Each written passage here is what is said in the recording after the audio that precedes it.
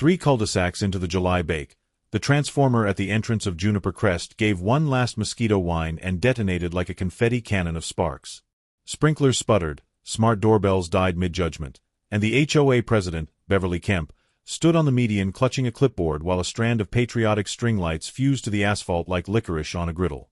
Someone shouted, "Why is the fountain on fire?" which felt like both a question and a lifestyle critique. My name is Marcus Hale. I'm the quiet ranch style at the end of Pinion Court, the one with the xeriscape and the lawn gnomes that look like they pay taxes. I work from home, fix my own coffee grinder, and keep to myself. I also, minor detail, spent a decade as a commercial electrician before deciding spreadsheets were less fatal. You know, the kind of job where you learn that electricity doesn't care about your feelings, your deadlines, or your HOA bylaws. It follows physics, not personality. Beverly, who introduces herself as Bev, like Beverage, because I refresh this community, runs the Juniper Crest HOA as if it's an aircraft carrier and she's been promoted 3 times in her own mind. Our neighborhood is the kind of place where the newsletters have footnotes and the footnotes have threats. Where someone will measure your grass with a ruler and report back with PowerPoint slides. It started with Operation Curb Appeal, Beverly's summer blitz. She wanted synchronized flagpole uplights, decorative fountain pumps at every cul-de-sac, and her masterpiece, string lights laced across the entrance pines like a Hallmark establishing shot. The kind of installation that makes realtors weep with joy and electrical engineers weep for different reasons. I emailed the board explaining that the existing 120-volt circuits and the aging pad mount transformer were already flirting with overload. I attached a neat load calculation, complete with amperage totals, voltage drop estimates, and a smiley face because I'm not a monster. Beverly replied with an email that said, "Marcus, please do not mansplain volts to me. We have an electrician, Gary, my neighbor, who owns a ladder." I stared at that sentence for a full minute. Gary's qualifications were proximity and verticality. That was it. That was the bar. From there, the citations arrived like subscription boxes. Improperly cheerful gnomes, not in the palette. Non-participating porch illumination. And my favorite, tone of email, which apparently is a violatable offense when you suggest that physics exists. Beverly began walkthroughs, which is HOA speak for stalking on Fitbit. She'd appear at 7 a.m. with her clipboard, squinting at my mailbox like it had personally betrayed her. Twice I found extension cords snaked across easements, taped with painter's tape like it was a medical degree. Not outdoor-rated cable. Not even decent indoor cable.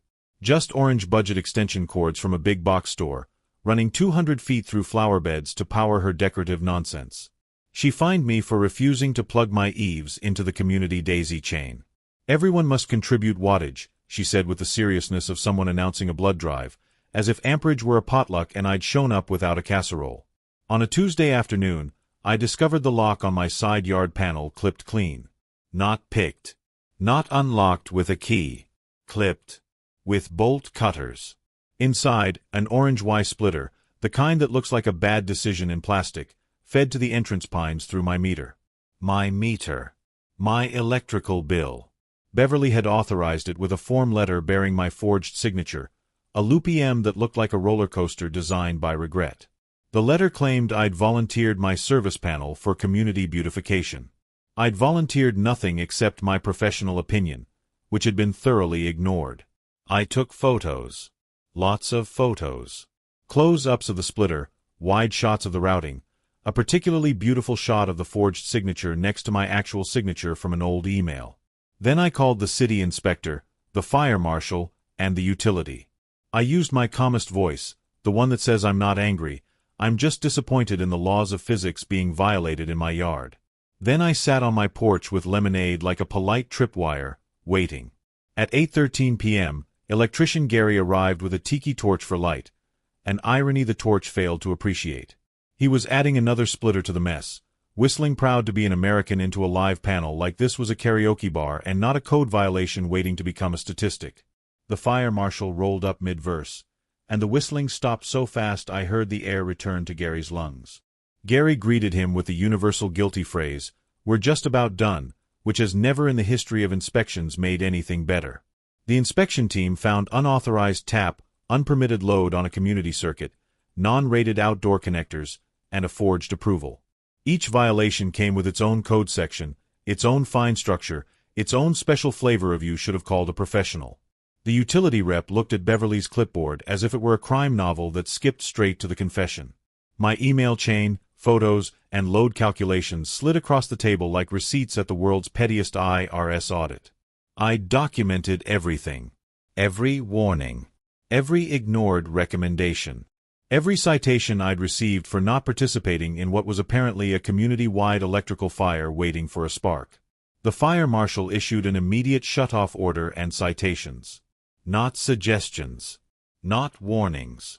Orders, the kind that come with penalties that have their own interest rates. The city slapped the HOA with fines that had commas in them. Plural commas. The kind of numbers that make accountants reach for antacids. Insurance peered over its glasses and said the loveliest sentence in risk management.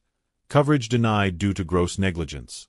Suddenly, Beverly's clipboard wasn't looking so authoritative. Meanwhile, Beverly tried to call an emergency executive session, which is HOA speak for hiding in a broom closet and pretending the problem will develop amnesia. It didn't work. Turns out broom closets are flammable too, conceptually. The other board members, suddenly remembering they had spines and liability insurance, started forwarding her emails to their lawyers with the subject line "Please advise," which is legal speak for "I'm not going down with this ship." On Independence Day, with the transformer straining under enough illegal splitters to power a minor carnival, it failed spectacularly. Not a gentle failure. Not a quiet shutdown. It failed the way transformers fail when they've been asked to do the electrical equivalent of running a marathon in a sauna while carrying a refrigerator. The entrance pines crackled with electricity they were never meant to conduct. The fountain pump burped smoke like a dragon that swallowed a vape shop, then made a sound like a coffee maker having an existential crisis. The banner reading "Powered by Community Pride" sizzled, caught flame, and slumped into the koi pond, which hissed like a judge passing sentence. The crowd, neighbors, firefighters, and one very sweaty city councilman who'd shown up for the photo op he was now regretting, watched as Beverly's wireless mic died mid-speech. She kept talking, unaware no one could hear her, which felt metaphorically perfect. She was gesturing at the smoking ruins of her vision, her mouth moving in what I can only assume was a defense of her decisions. Someone's kid said, "Mommy, why is the lady talking to herself?" And I've never seen a more accurate summary of local governance. The fire marshal stepped to the gazebo, used my printed diagrams as show and tell, and explained how Beverly's festive daisy chain created a rolling overload that would have made an engineering professor weep into their tenure. He walked through the load calculations I'd sent, the warnings I'd issued, the emails that had been dismissed with the phrase, "I think you're overreacting, Marcus."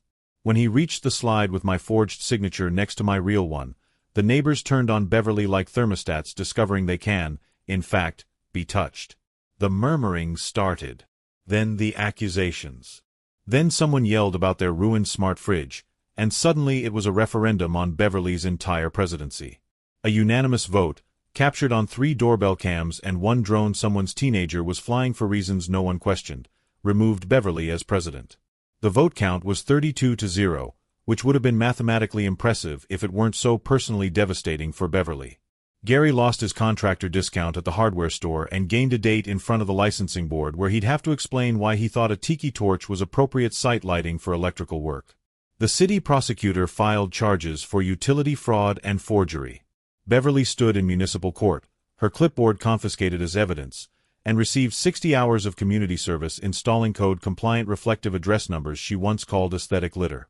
The judge mandated an electrical safety course and handed down a delightful prohibition. She could not possess a clipboard in any official capacity for 2 years.